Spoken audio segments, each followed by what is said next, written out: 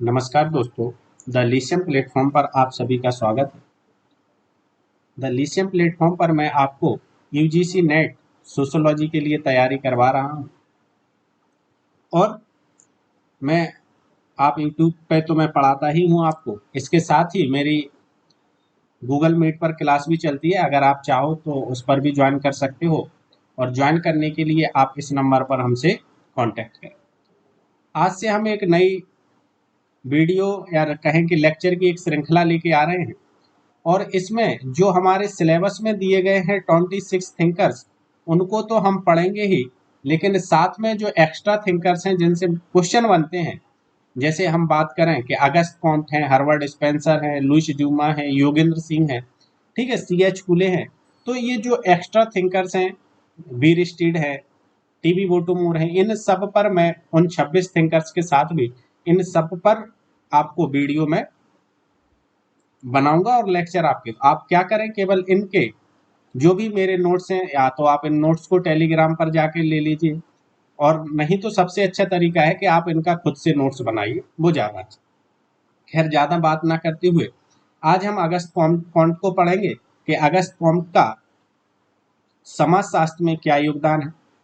समाजशास्त्र में अगस्त कॉन्ट के योगदान को देखेंगे, समाजशास्त्र में दिए गए इनके विचारों को देखेंगे। अगस्त कॉम्ट की सबसे महत्वपूर्ण लाइन है, उनके एक कथन से स्टार्ट करते हैं, know yourself to improve yourself. यदि आप अपने आप को पहचान लेते हो तो आप अपनी क्या कर सकते हो, प्रगति भी कर सकते हो, अपने आप का विकास भी कर सकते हो। ठीक है, तो ये अगस्त कॉम्ट के एक कथन है। अगस्त कॉम्ट जो है ये समाजशास्त्र के संस्थापक पिता भी हैं, तो ये भी आपको याद रखना है कि अगस्त कॉम्ट समाजशास्त्र के संस्थापक पिता है। अगस्त कॉम्ट का जन्म फ्रांस के मॉन्टीपेलियर में हुआ था। अगस्त कॉम्ट का जन्म फ्रांस के मॉन्टीपेलियर नामक स्थान पर हुआ था 19 जनवरी 1758, जबकि इनकी मृत्यु जो है वो 1857 को हुई थी। अगस्त कॉम्ट के जो गुरु थे वो इनके गुरु भी थे और इनके मित्र भी थे, सेंट साइमन। अगस्त कॉम्ट ने सेंट साइमन के साथ 1822 में समाज को रीऑर्गेनाइज करने के लिए, समाज को पुनर्गठन करने के लिए एक योजना बनाई थी, और इन दोनों लोगों ने जो काम किया था उसका नाम था plan of the scientific operation. Plan of the scientific operation necessary for the reorganisation of society. यानी ये अपने इस प्लान में जो अस्त व्यस्त समाज था, उस समाज को फ्रांस की क्रांति, औद्योगिक क्रांति के द्वारा जो समाज में जो स्थितियां उत्पन्न हुई थी इन क्रांति के स्वरूप, उनका ये व्यवस्थित करना चाहते थे, उस समाज को समझने का प्रयास करना चाहते। तो इन्होंने अपना काम किसके साथ प्रारंभ किया था? इन्होंने अपना काम अपने गुरु या मित्र सेंट साइमन के साथ प्रारंभ किया। अगस्त कॉम्ट ने सर्वप्रथम अगस्त कॉम्ट ने सोशोलॉजी के लिए सर्वप्रथम सोशल फिजिक्स शब्द का प्रयोग किया। तो आपको ये याद रखना है कि सोशल फिजिक्स शब्द का सर्वप्रथम प्रयोग अगस्त कॉम्ट ने ही किया था, लेकिन दुर्भाग्यवश इस सोशल फिजिक्स शब्द का प्रयोग किसने कर लिया था? क्वेटलेट ने कर लिया था। और इनका जो निबंध था क्वेटलेट का, an essay in social physics, an essay in social physics में क्वेटलेट ने सोशल फिजिक्स शब्द का प्रयोग कर लिया था, जिसके कारण यह सोशल फिजिक्स क्वेटलैंड के साथ पेटेंट हो गया। और अगस्त कॉम्ट ने फिर समाजशास्त्र के लिए सोशल फिजिक्स शब्द का प्रयोग नहीं किया, उन्होंने इसके लिए सोशोलॉजी शब्द सुझाया और उन्होंने कहा कि हम एक ऐसे विषय की स्थापना करेंगे जिसका नाम सोशोलॉजी होगा। सोशोलॉजी दो शब्दों से मिलकर बना। 1838 में इन्होंने सोशोलॉजी शब्द का सर्वप्रथम प्रयोग किया। कब? 1838। ये सारे क्वेश्चन रिपीटेड है और आ चुके हैं। सोशोलॉजी के लिए अगस्त कॉम्टे ने सोसस प्लस लोगस दो शब्दों से मिलकर इन्होंने सोशोलॉजी बनाया। और ये जो सोसस प्लस लोगस है, सोशियोलॉजी, ये लैटिन और ग्रीक भाषा के शब्द हैं। सोसस का मतलब होता है समाज और लोगस का मतलब होता है, आप अगर देखेंगे तो विज्ञान, अर्थात समाज का विज्ञान। तो यहाँ पर जो फैक्ट बने हमारे कि अगस्त कॉम्टे ने सोशोलॉजी के लिए सर्वप्रथम सोशल फिजिक्स शब्द का प्रयोग किया, लेकिन सोशल फिजिक्स शब्द को क्वेटलेंट ने यूज कर लिया था। तो 1838 में उन्होंने सोशल फिजिक्स की जगह सोशोलॉजी शब्द का प्रयोग किया। और यह जो सोशोलॉजी है, समाजशास्त्र है, इसका मतलब होता है एक वह विज्ञान जो समाज का वैज्ञानिक तरीके से अध्ययन करता है या समाज का अध्ययन करने वाला विज्ञान। अब इस पर कुछ कमेंट हैं, ये थिंकर्स के, यहाँ से क्वेश्चन बनते हैं इसलिए ये लिखना जरूरी था कि सी राइट्स जो मिल हैं ये कहते हैं कि समाजशास्त्र जो है वो दो भाषाओं की अभेद संतान है।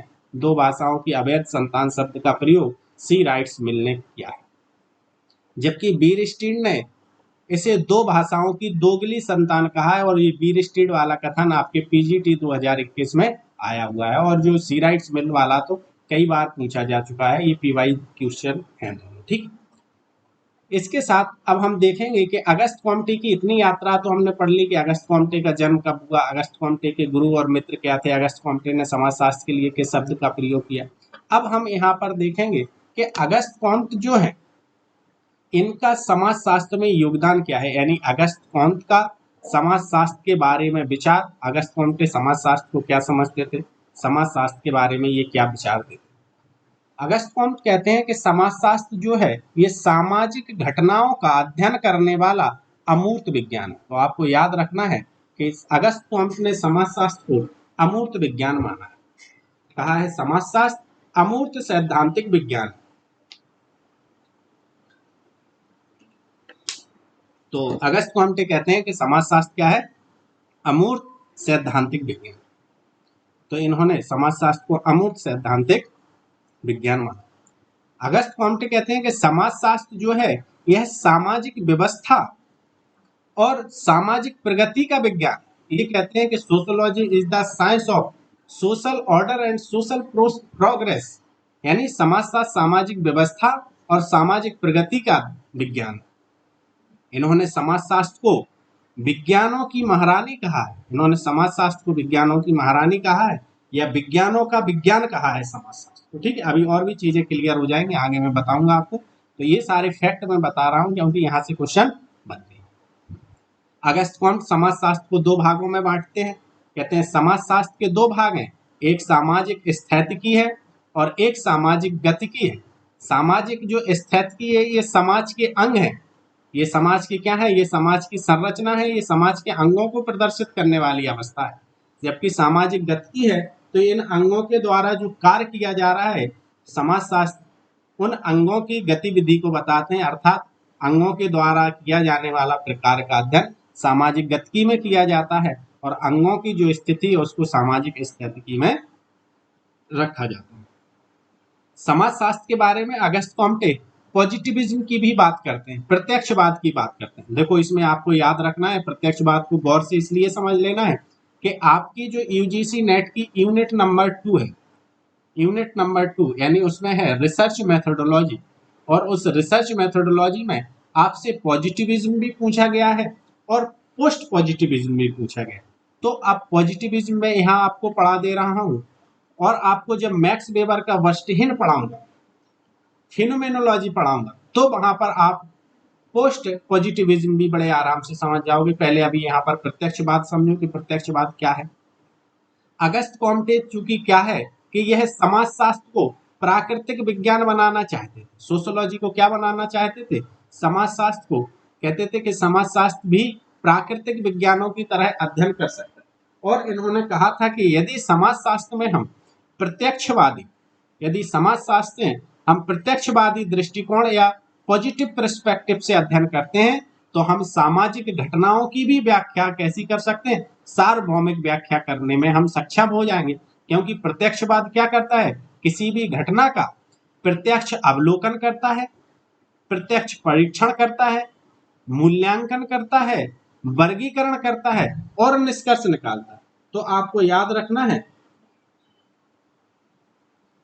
तो आपको याद रखना है कि जो आपका पॉजिटिविज्म है, पॉजिटिविज्म क्या करता है, अवलोकन, परीक्षण, मूल्यांकन और वर्गीकरण की बात करता है। तो ये प्रत्यक्षवाद के बारे में बात कर रहे हैं अगस्त कॉम्टे। अगस्त कॉम्टे ने कहा है कि यदि समाजशास्त्र को हमें समाजशास्त्र को विज्ञान बनाना है तो हमें प्रत्यक्षवादी दृष्टिकोण से अध्ययन करना पड़ेगा। क्योंकि प्रत्यक्षवाद क्या करता है, अवलोकन, परीक्षण, मूल्यांकन, वर्गीकरण और निष्कर्ष पर बल देता है। अब इसके आगे हम और देखते हैं। तो अगस्त कॉम्टे का समाजशास्त्र में जो योगदान है, तो ये आपको याद रखना है कि उन्होंने समाजशास्त्र के बारे में क्या कथन किया है, सब क्या कथन है उनके समाजशास्त्र के बारे में। और समाजशास्त्र को वो दो भागों में बांटते हैं, social statics and social dynamics. इसके बाद अगस्त कॉम्टे पॉजिटिविज्म की भी बात करते हैं। अब हम देखते हैं अगस्त कॉम्ट के विचार या अगस्त कॉम्ट के कार्य। ठीक है, इसको हम पहले भी पढ़ लेते तो कोई नहीं, पीडीएफ यहाँ लगा। तो अगस्त कॉम्ट की बुकें कौन कौन सी हैं, बहुत महत्वपूर्ण बुक्स हैं इनकी। अगस्त कॉम्ट की जो पहली पुस्तक है जो बहुत महत्वपूर्ण है, पॉजिटिव फिलॉसफी। और पॉजिटिव फिलॉसफी में अगस्त कॉम्टे की जो पॉजिटिव फिलॉसफी है ये 6 खंडों में आई हुई है, और ये 1830 से 1842 तक इसमें ही संशोधन होता रहा इस पुस्तक में। इनका जो प्रत्यक्षवाद का विचार है वो भी पॉजिटिव फिलॉसफी में है। आपका जो 3 स्टेज लॉ है वो भी पॉजिटिव फिलॉसफी में है। हायरार्की ऑफ साइंस की जो बात की है वो भी पॉजिटिव फिलॉसफी में है। सामाजिक स्थिति और सामाजिक गतिकी की भी बात भी इन्होंने अपनी पुस्तक पॉजिटिव फिलॉसफी में ही की। नेक्स्ट इनकी महत्वपूर्ण पुस्तक है पॉजिटिव पॉलिटी, और पॉजिटिव पॉलिटी में ये बात करते हैं रिलीजन ऑफ ह्यूमैनिटी, मानवता के धर्म की। ठीक है, एक और महत्वपूर्ण इनकी पुस्तक है कैसिज्म ऑफ पॉजिटिविज्म। ठीक है, इसके बाद अगस्त कॉम्टे सेरिब्रल हाइजीन की बात करते हैं, दिमागी शुद्धता की बात करते हैं। क्योंकि हो क्या रहा था फ्रांस के समाज में या फ्रांस के सामाजिक स्थिति में कि कोई भी व्यक्ति समाजशास्त्री बनने के लिए सामाजिक घटनाओं की भ्रामक व्याख्या कर रहा था। तो इस भ्रामक व्याख्या से बचने के लिए अगस्त कॉम्टे ने कहा कि सेरिब्रल हाइजीन की जरूरत है, आपको दिमागी शुद्धता की जरूरत है। आप उन्हीं पुस्तकों को पढ़ें, उन्हीं पुस्तकों को ग्रहण करें जो महत्वपूर्ण है, जो आपके लिए सही तरीके से व्याख्या कर रहे हैं, जो रैशनैलिटी पर आधारित है। यानी आप सेरिब्रल हाइजीन का प्रयोग करें, दिमागी शुद्धता का प्रयोग करें। 3 स्टेज लॉ हम आपको बता ही चुके हैं अभी, और बताएंगे अभी आगे भी। सामाजिक स्थिति की सामाजिक गतिकी पर विचार बात हो ही गया है। सोशल ऑर्डर एंड डायनामिक्स उन्होंने परिभाषा शब्द में प्रयोग किया है, और हायरार्की ऑफ साइंस की यहाँ पर बात करेंगे। ठीक, अगस्त कॉम्ट ने समाज के 3 प्रकार बताए हैं। कहा एक सैनिक समाज है, एक विधिक समाज है और एक औद्योगिक समाज। अगस्त कॉम्टे 3 प्रकार के समाजों की बात करते हैं, सैनिक समाज, विधिक समाज और औद्योगिक समाज की वो बात करते हैं। अगस्त कॉम्टे मानवता के धर्म की बात करते हैं। कहते हैं कि जो मानवता का धर्म है, रिलीजन ऑफ ह्यूमैनिटी है, मानवता के धर्म से तात्पर्य मानव द्वारा मानव की सेवा करने से है। इस धर्म के जो पुरोहित हैं वो पंडित, मौलवी और मुल्ला नहीं है, पादरी नहीं है। इस जो मानवता का धर्म है ये पॉजिटिविस्टिक अवस्था है। ये जो मानवता के धर्म के जो पुरोहित हैं, पुजारी हैं, उसमें डॉक्टर है, राजनेता है, इंजीनियर हैं, वकील है, यानी सारे बौद्धिक व्यक्ति। तो ये रिलीजन ऑफ ह्यूमैनिटी की भी बात करते हैं, आपको ये याद रखना है। ठीक है, इसके बाद हम देखते हैं, वो कहते हैं कि समाज का विकास अगर आपको देखना है, समाज में जो विकास हो रहा है इसको हमें बौद्धिक स्तर में होने वाले विकास के आधार पर देखना चाहिए। और इसी बौद्धिक आधार पर जो विकास है, इसी के लिए उन्होंने 3 स्टेज ऑफ थ्योरी की बात की है, 3 स्तरीय सिद्धांतों की बात की है जो ज्ञान के विकास पर आधारित है। और इसी को लॉ ऑफ प्रोग्रेस भी कहते हैं, प्रगति का नियम भी कहते हैं। देखो इसमें क्या क्या कह रहे हैं। कहते हैं मानव का जो बौद्धिक विकास है वह 3 अवस्थाओं से होकर गुजरा है, थियोलॉजिकल स्टेज यानी धार्मिक अवस्था, तात्विक अवस्था यानी मेटाफिजिकल स्टेज, और एक पॉजिटिविस्टिक स्टेज। ये जो पॉजिटिविस्टिक स्टेज है इसी में वो रिलीजन ऑफ ह्यूमैनिटीज की बात करते हैं।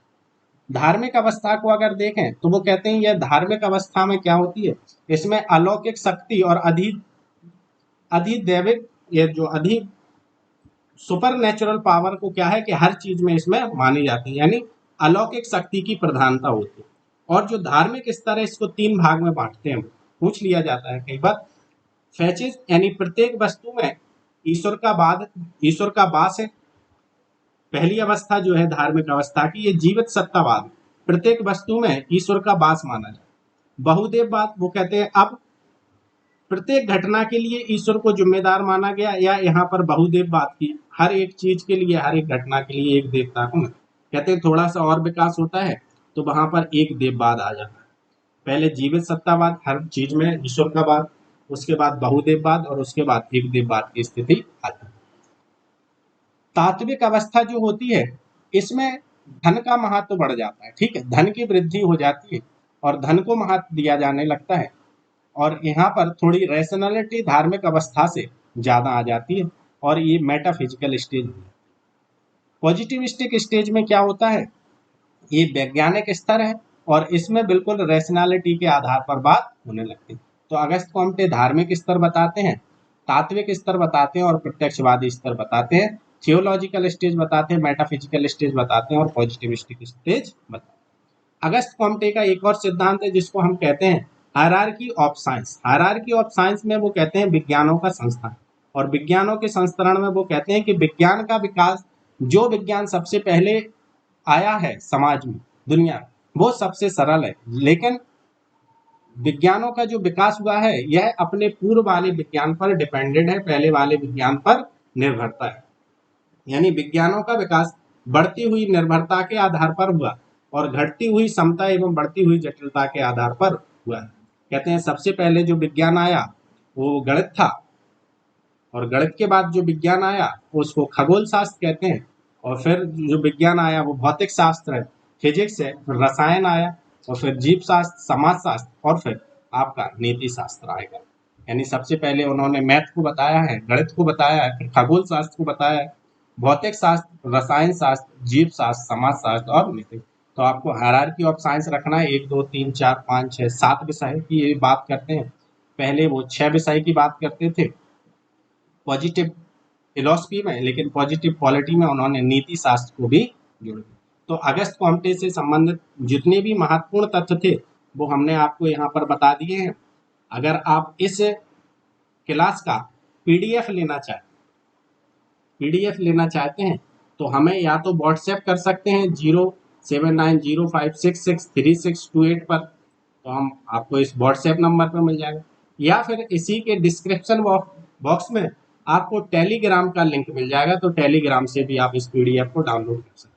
और यदि आप बैच पढ़ना चाहते हैं तो हमारा बैच चलता है शाम को गूगल मीट पर 7 से 8:30 यूजीसी नेट का, तो आप उसमें भी जुड़ सकते हैं और अपनी तैयारी को बेहतर कर सकते हैं। चलिए अब नए थिंकर्स के साथ आपसे मिलेंगे, जब तक के लिए नमस्कार।